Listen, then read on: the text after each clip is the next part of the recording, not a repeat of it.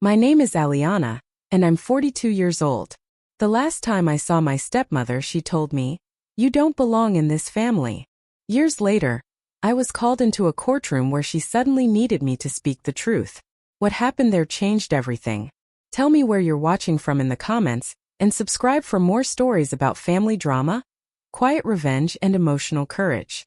I woke up before my alarm that morning, my heart already beating too fast, like it knew something I didn't yet understand. The light coming through the blinds looked pale and unsure, the kind of light that makes everything feel fragile. I sat on the edge of my bed holding my phone, rereading the message that told me where to be and when. No explanation, just a request.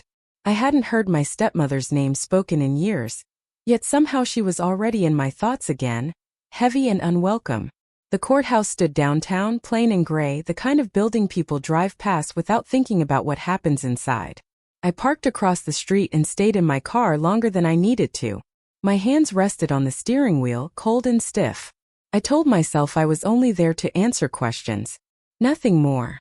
Still, my stomach tightened as I stepped out and crossed the street, each footstep slower than the last, like my body was resisting the truth.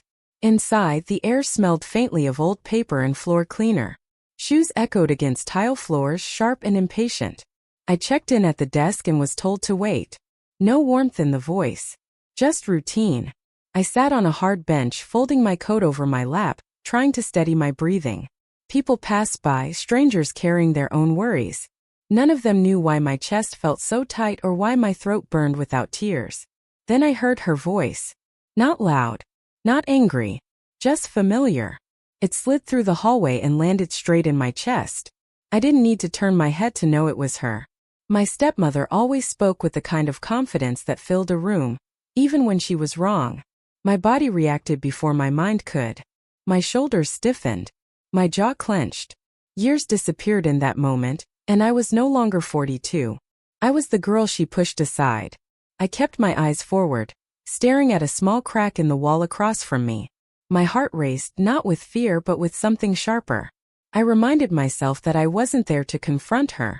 I wasn't there to argue or explain myself. I was there because someone had asked me to speak honestly. Still, the silence between us felt loud, heavy with words that had never been said and wounds that never fully closed.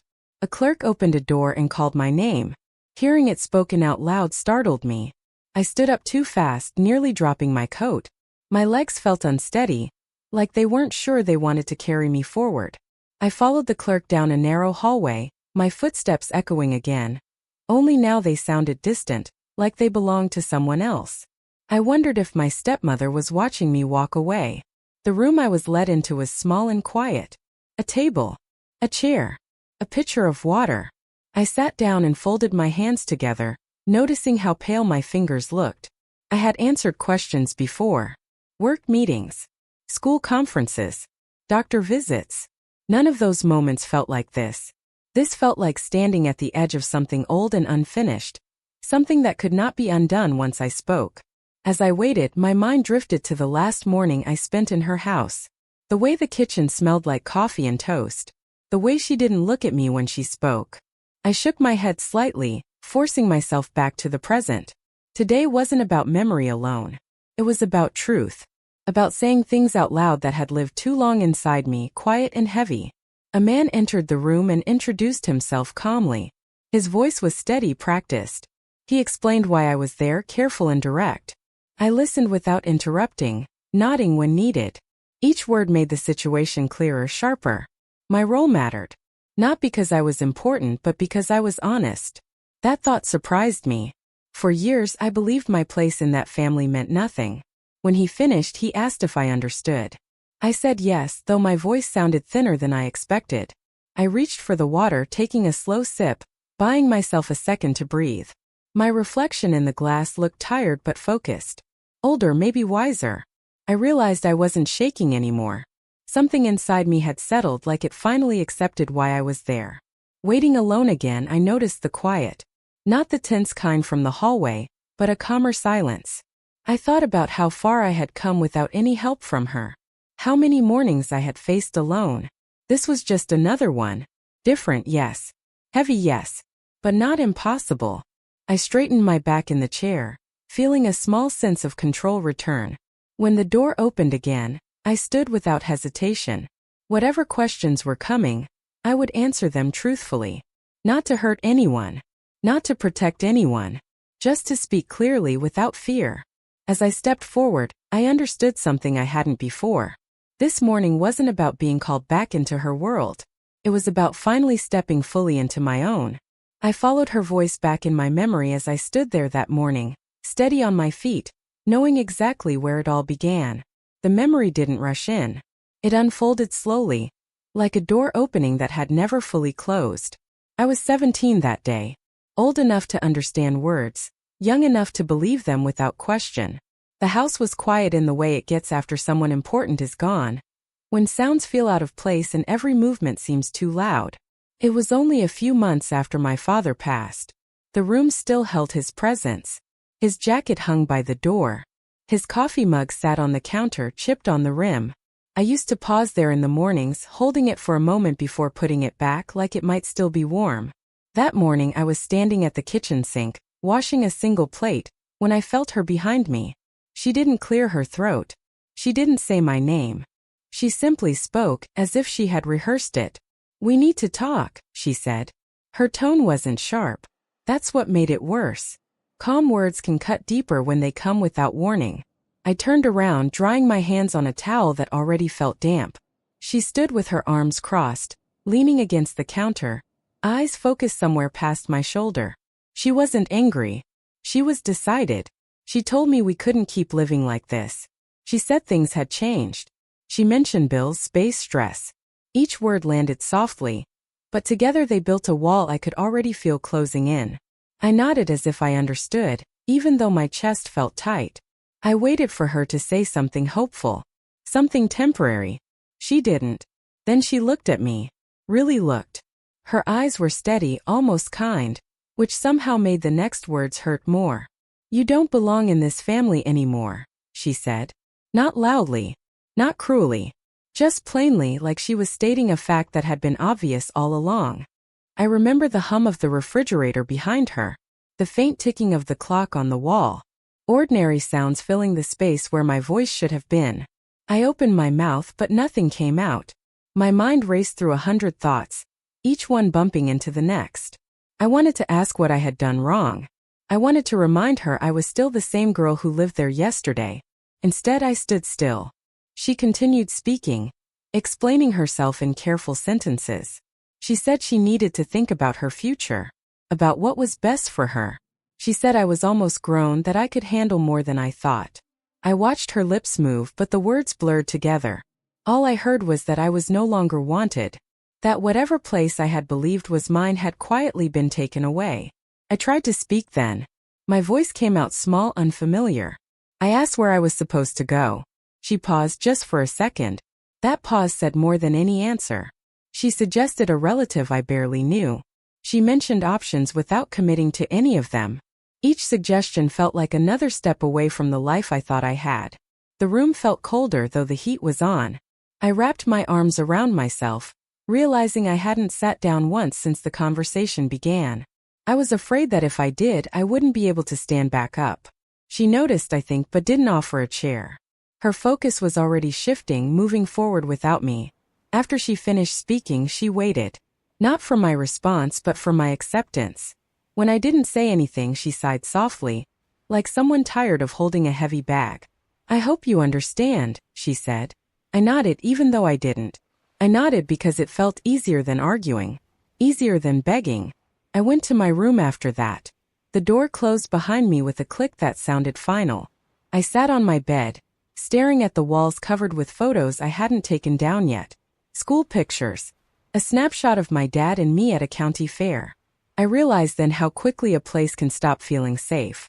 How a house can turn into something temporary without warning. Later that day, I tried to act normal. I made a sandwich. I packed a small bag. I moved quietly like I was afraid of being noticed. She stayed in the living room watching television, the volume turned low. At one point she glanced at me, then back at the screen. No anger. No regret. Just distance. As the afternoon wore on, neighbors came and went outside. Cars passed. Life continued, unaware that mine had shifted. I kept waiting for her to change her mind, for her to knock on my door and say she had spoken too soon. That moment never came. Instead, she reminded me of the timeline. Few weeks. Enough time to make arrangements. That night, I lay awake listening to the house settle. Every creak felt louder than before. I thought about my father and wondered what he would say if he could see this.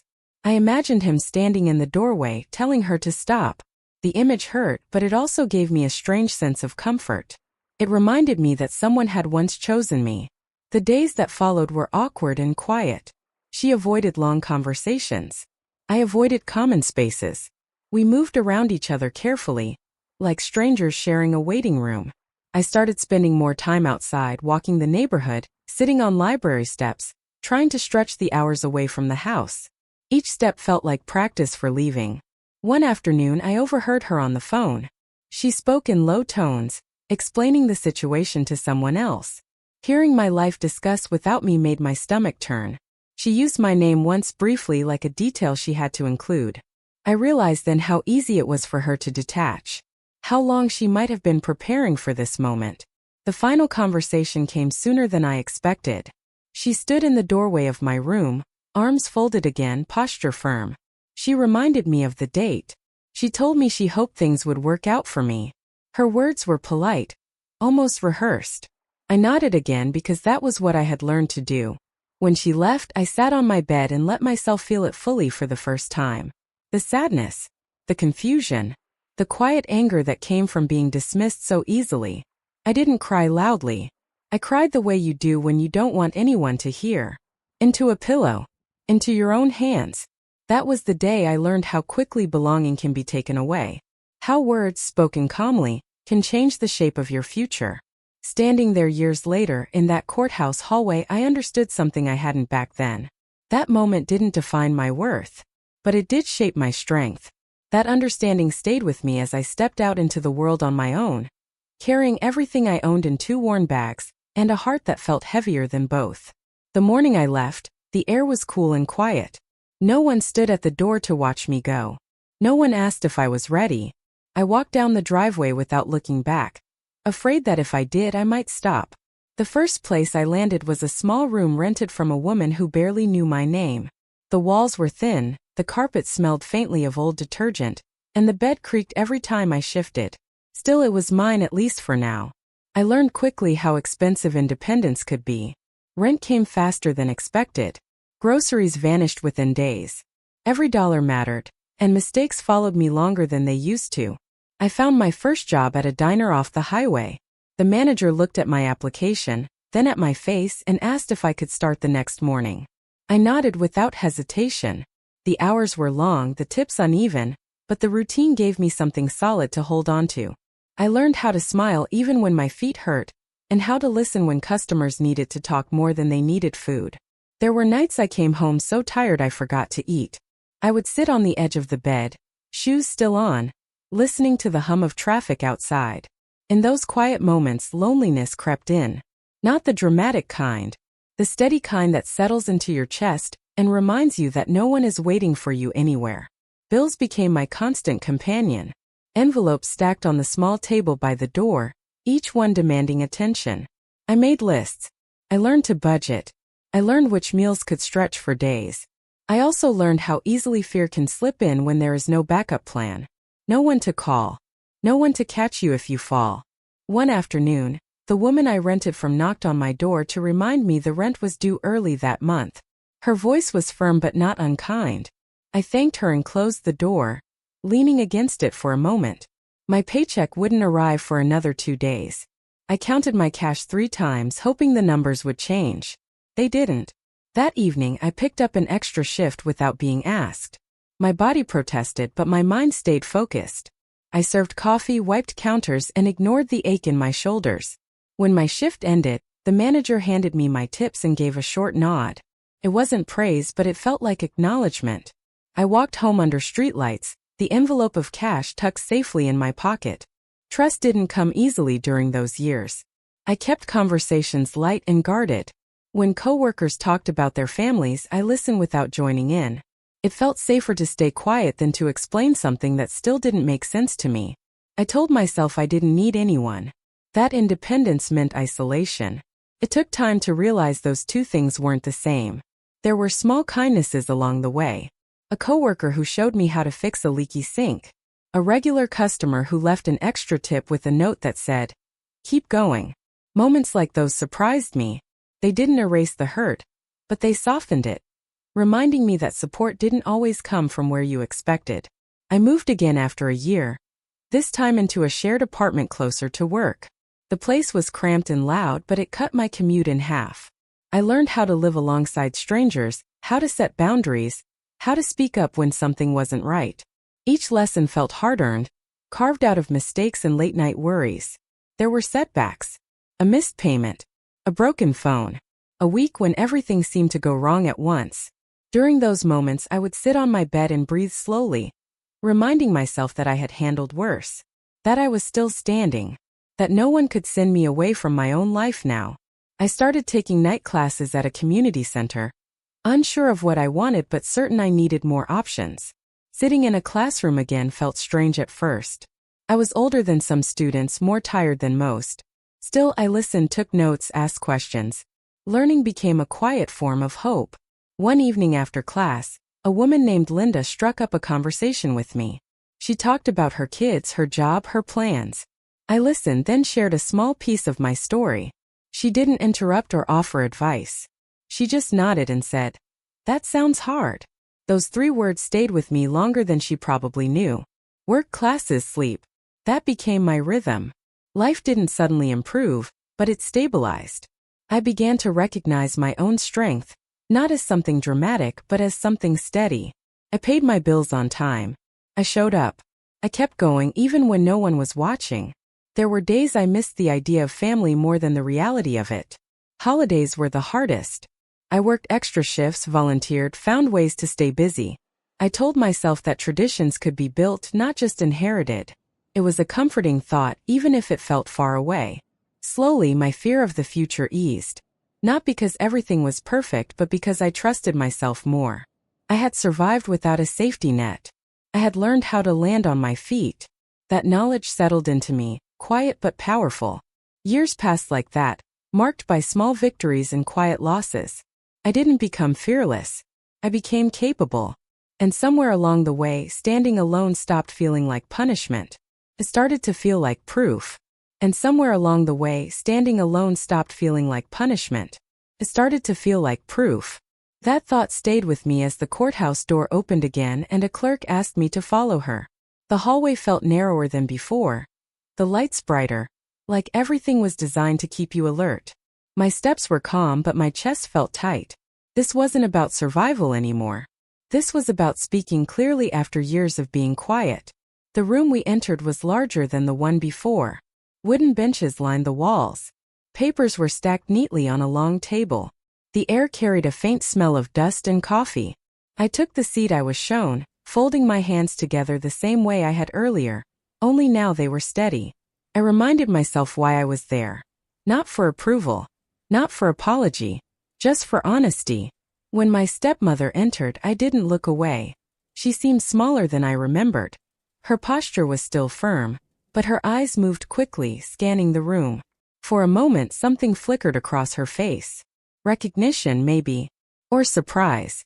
I couldn't tell. She sat down without acknowledging me, smoothing the front of her jacket as if preparing for a meeting she believed she could control. The judge spoke, his voice calm and practiced. He explained the purpose of the hearing in clear terms. I listened closely, absorbing each word. This wasn't dramatic. It was procedural. That made it harder in a way. There was no place to hide behind emotion or volume. Only facts mattered here. When my name was called, I stood. The sound of the chair scraping against the floor echoed louder than I expected. I walked to the front, feeling every step. I raised my right hand, repeated the words I was asked to say, and lowered it again. My mouth felt dry, but my voice didn't shake. The first questions were simple. My name. My age. My relationship to the woman sitting across from me. I answered clearly. Each response felt like placing a brick, steady and deliberate. Then the questions shifted. Dates. living reasons, moments that had shaped the path between us. I paused before answering, choosing accuracy over speed. I described the house, the conversation, the words she used. I didn't add color or soften edges. I didn't exaggerate. I simply told it the way it happened. As I spoke, I felt a strange calm settle over me. This wasn't confrontation. It was clarity. I noticed my stepmother's hands tighten around each other. Her jaw set. She stared straight ahead, refusing to look at me. The room stayed quiet except for my voice. Every sentence landed and stayed there, unanswered. I didn't look at her either. I focused on the judge, on the lawyers, on the space that allowed truth to exist without interruption. At one point I was asked how that day affected me. The question hung in the air longer than the others. I took a breath. I spoke about leaving, about learning to manage on my own, about how being told I didn't belong changed the way I saw myself for a long time. My voice stayed even though my chest tightened. I didn't cry. I didn't need to. She shifted in her seat then. I saw it from the corner of my eye. A small movement but telling. It was the first sign that my words were reaching her, not as an attack, but as something she could not dismiss. Her attorney asked a few questions next. Polite, careful. He tried to frame things differently, suggesting misunderstandings, stress, circumstances. I answered the same way I had before. Calmly. Directly. I didn't argue. I corrected gently when needed. Facts have a way of holding their ground. The judge listened closely, occasionally jotting down notes. The room felt heavy but controlled, like everyone understood the weight of what was being said. This wasn't about drama. It was about responsibility. When I finished, I was told I could return to my seat. As I walked back, my legs felt lighter than they had earlier. Not because it was over, but because I had finally spoken without shrinking. I sat down, hands resting on my lap, breathing evenly. Then it was her turn. She stood, adjusted her jacket again, and faced the room. Her voice was steady at first. She spoke about hardship, about being overwhelmed after my father passed. She said she had done what she believed was necessary. I listened without reacting, noticing the spaces where my name should have been said and wasn't. When she mentioned me, it was brief, vague. She avoided specifics. The contrast between our testimonies was clear. One was grounded. The other was careful. I could feel the shift in the room, subtle but present. At one point, the judge asked her a direct question about the conversation she had with me years ago. She hesitated, just for a moment. Then she answered, choosing her words cautiously. That hesitation said more than her explanation. It revealed uncertainty, not in memory but in justification. As the hearing continued, I felt something unexpected rise inside me. Not anger. Not satisfaction. Relief. The kind that comes from no longer carrying something alone. My story wasn't trapped inside me anymore. It existed in the open, acknowledged and recorded. When the judge spoke again, his tone was firm but fair. He thanked both of us for our testimony and explained what would happen next. I listened, understanding that the outcome mattered, but not as much as the process that led here. What mattered was that the truth had been necessary, and I had been willing to give it. The session ended quietly. No raised voices. No dramatic gestures. Just the sound of chairs moving and papers being gathered. People stood, conversations starting in low tones. I remained seated for a moment, letting the room empty slightly before I moved. As I stood, I felt tired in a deep, honest way. The kind of tiredness that follows effort, not fear. I gathered my coat and bag, nodding politely to the clerk as I passed. I didn't look back at my stepmother. There was nothing left to say in that space. Outside, the air felt different. Cooler. Clearer. I took a slow breath, noticing how my shoulders relaxed. I hadn't come there to win or lose. I had come to tell the truth when it became necessary. And I had done that. Walking down the courthouse steps, I realized something else. Speaking honestly hadn't reopened old wounds. It had finally closed them. Not with forgiveness or agreement, but with understanding. I knew who I was now, and no one could take that from me again. I stepped out of the courthouse and into the crisp afternoon air, the sunlight cutting through the chill of early winter. The world felt both ordinary and surreal, as if I had been suspended in a bubble inside those walls, and now it was letting me go. I didn't rush. I didn't look back. Each footstep felt deliberate, each breath a small reclamation of the life I had fought to live on my own terms. For the first time in decades, I felt entirely unburdened. My coat was pulled tight against the cold, but it couldn't shield me from the sense of finality that ran through my chest. I didn't hear her voice behind me, didn't feel the need for a glance over my shoulder. All that mattered was the quiet understanding that I had spoken the truth, that my words had landed where they needed to, and that I could leave with my dignity fully intact. The thought brought a subtle warmth, like the first rays of sun breaking through a cloudy sky. Walking down the steps, I noticed small details I had never paid attention to before. The way the leaves rustled against the sidewalks, the muffled chatter of people heading home from work, the distant hum of traffic. Normally, I might have been lost in thought or worry, but today I felt grounded. Every sensory detail seemed amplified, yet calm. I allowed myself to soak it in, to feel each step firmly planted, and to realize how far I had come from the frightened girl who had been told she didn't belong. I stopped at the corner where a vendor was selling hot drinks. The smell of roasted coffee beans and sugar-dusted pastries caught me by surprise. I smiled faintly at the small pleasure of it, reached for a cup of tea, and felt the warmth seep into my hands, carrying with it a strange sense of celebration.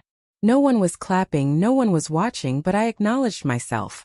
I had survived, spoken, and now existed beyond anyone's judgment of who I was supposed to be. As I sipped my tea, I thought about the woman who had once told me I didn't belong. I felt no anger, no desire for confrontation. Her words, sharp and deliberate as they were, no longer had the power to define me. I allowed myself to feel a touch of pity, an acknowledgement that her own fears and insecurities had shaped the cruelty she had shown. But it didn't matter. My life had moved beyond needing her validation. I walked slowly through the city streets, observing families and couples going about their day. A little girl chased a pigeon across the square, laughing as she stumbled and caught herself. I remembered being that age, feeling secure and loved, though briefly, in my own home. I allowed a tiny smile to curve my lips. It wasn't the past I wished to reclaim. It was the clarity and peace of knowing that I could create my own family, my own place in the world. Later, I found myself sitting on a bench in the small park near the courthouse. Snow had begun to dust the bare branches of trees, delicate and quiet. I watched as joggers passed, their breaths puffing in the cold air. A dog barked, tugging its owner along. The rhythm of life went on around me, indifferent and consistent. And yet, I felt like I had earned a place in it, not by anyone's permission, but through resilience and truth. I pulled out my phone and noticed a few missed calls and messages. Most were routine friends checking in, work updates. One was from an old mentor, someone who had once encouraged me to trust my instincts and my voice. I typed a short note back, smiling at the ease of writing to someone who believed in me without judgment. For the first time in a long while, I realized that the network I had built, though fragile and non-traditional, was sufficient. I didn't need approval from the past to thrive in the present. As evening approached, the courthouse began to quiet. I walked past it once more, observing the stone facade in the fading light. I remembered the girl I had been, the one who left home with no safety net, no guidance, only uncertainty. And I realized she had never truly left. She had lived through every hardship, every late-night worry, every day spent earning her place in the world. She had become me, the woman standing here, walking away with her dignity intact. On the way home, I decided to stop at a small cafe I had passed countless times but never entered. The bell above the door jingled as I stepped inside. Warmth, soft lighting, and the smell of fresh bread enveloped me. I chose a table by the window and sat quietly, letting the calm wash over me. It wasn't an extravagant gesture. It wasn't a celebration with fanfare. But it was mine, a small, deliberate act of self-recognition. I had claimed something simple and meaningful. A moment for myself, uninterrupted by the past. The waitress brought my tea and a slice of pie, placing them gently on the table. I thanked her and watched as people passed outside, some rushing, others strolling. I thought about the countless times I had rushed through life, trying to outrun uncertainty, trying to prove my worth to a world that hadn't asked for it. Today there was no rushing. Today there was presence, and in that presence a quiet victory. I pulled out a small notebook I kept in my bag, one I had started years ago when I first moved out. It contained sketches, journal entries, and plans. Evidence of the life I had built brick by brick. I wrote a single line. I am enough. I always have been. Simple words, yet they carried weight. Not for anyone else, not for judgment or approval, but for me. I closed the notebook slowly, letting the moment settle. It was proof that walking away didn't mean abandonment. It meant ownership. Later that night, walking the streets back to my apartment, the city lights glimmered like tiny sparks of possibility. I passed familiar corners and buildings, yet they felt new. I was not the girl who had trembled at the thought of rejection. I was not the one who had felt invisible in her own home. I was a woman who had faced the truth, spoken it, and now carried it with grace. Each step echoed with assurance. At home, I lit a single candle in the living room. Its soft glow reflected off the walls, creating warmth in a small personal sanctuary. I sat in the armchair, letting myself sink fully into the space I had created, a place of calm and safety. No one else's expectations could penetrate this room. No past cruelties could touch the quiet strength I felt. For the first time in years, I could breathe fully without hesitation. I thought of the life I had left behind, not with bitterness but with acknowledgement. The lessons were sharp, the pain real, yet they had shaped me into someone resilient. I let the memory settle like sediment in water, clear and unmoving. There was freedom in this clarity. Walking away didn't feel like leaving something behind. It felt like returning to myself. Over the next few days, I noticed how ordinary life had gained a new texture. Grocery shopping felt less like a chore, and more like evidence of my independence.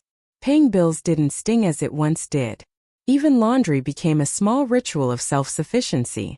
Each action, mundane as it seemed, reinforced that I was capable, responsible, and complete on my own terms. A friend called that week to check in. She asked how I felt after the courthouse. I laughed softly, telling her that I felt lighter, like a weight I had carried for years had finally lifted. She understood. She had watched me grow, stumble, and rise. And for the first time, I didn't feel the need to explain the depth of my relief. It was mine. No one could diminish it. Even encounters with strangers reflected the subtle shift inside me. When someone accidentally bumped into me on the street, I didn't apologize excessively, nor did I feel invisible.